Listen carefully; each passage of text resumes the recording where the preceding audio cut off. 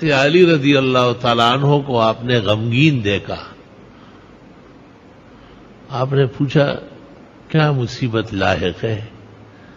اس نے کہا ایک تھوڑا ہی ہے، بہت ساری ہے. کہا تو ایک ہی کلمہ کافی ہے، بسم اللہ الرحمن الرحیم، لا حول ولا قوت الا باللہ العلی العظیم. فرمایا اے علی، یہ کلمہ کسی غم ہم صدمے کو نہیں چھوڑے گا. بسم اللہ الرحمن الرحیم، لا حول ولا قوت الا باللہ العلی العظیم. عمل کتنا مختصر ہے اور کتنی تسلی علی کو دی. کمال ہے اس کلمہ میں. معراج میں آپ نے آسمانوں میں دیکھا کہ ہر آسمان میں ایک بہت خوبصورت فانوس لگا ہوا ہے. آپ نے جبریل سے پوچھا یہ کیا ہے؟ آپ نے جبریل نے کہا یہ ہے لا حول ولا قوت الا باللہ العلی العظیم.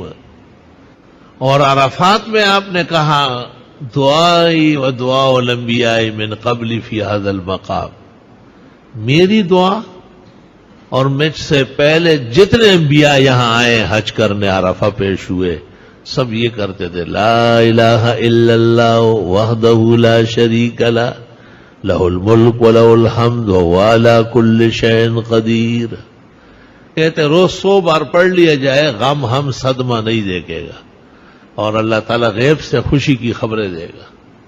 ہر روز کوئی نہ کوئی خوشگوار خبر سنے گا. اور کتنا آسان ہے، سب کو یاد ہوتا ہے لا الہ الا اللہ وحدہ لا شریک لہ لہ الملک ولہ الحمد وہو علی کل شیء قدیر. اور کتنی بڑی سند ہے کہ آپ نے کہا دعائی اور دعا الانبیاء من قبلی فی هذا المقام.